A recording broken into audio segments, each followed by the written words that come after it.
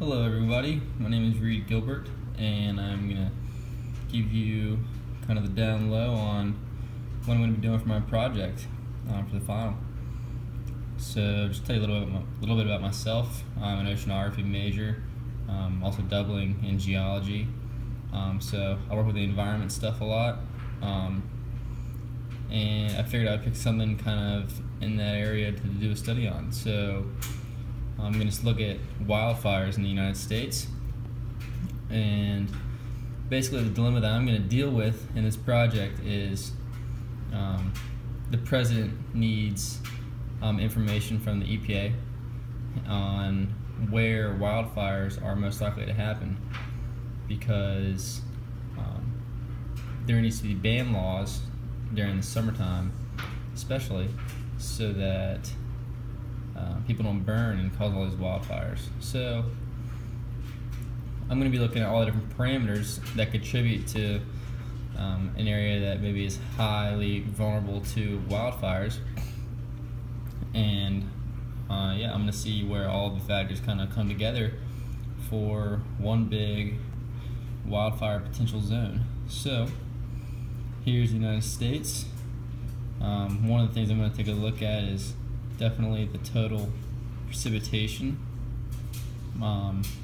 Green and blue, kind of see a little bit of blue on here, being places of higher precipitation. So yeah, you see Pacific Northwest, there's Seattle area, got the Gulf of Mexico down here getting some wetness, and here you can see a lot of dry areas. So obviously this is going to be an area that's probably going to be more susceptible to wildfires, but there's other parameters that could definitely cancel out some zones over here. So that's what we're going to be looking for.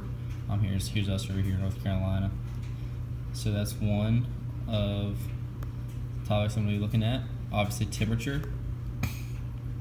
See, like I was saying before, you're going to want a high temperature, obviously, to cause wildfires.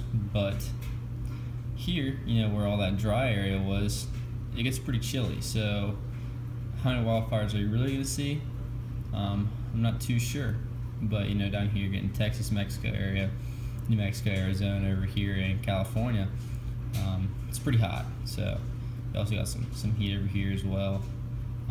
But you got to couple that with a lot of other things. Also, I'm gonna use kind of some skills that we've learned to figure out some hotspots of some past wildfire activity. So here's some wildfire activity from years past. So you can see kind of where some areas of high concentration are. I'm going to see if I can kind of analyze those statistically to give me some parameters so that I can kind of narrow down this search, figure out where it's best to put a burn ban on. And lastly, here's kind of just something that I found that I decided to throw on here just for this demonstration. Kind of some wildfire potential. So it's just something that maybe I can just get a quick ballpark on what to expect. So we're saying here's the most heavily wildfire potential area. Got a little bit over here. All this green, not really, and for reasons that I'm going to discover definitely in my study. So yeah, over here, it was pretty dry. Temperatures as you got up north weren't bad, but obviously that may not be a huge factor. So that's going to have to come into consideration. You see over here, North Carolina.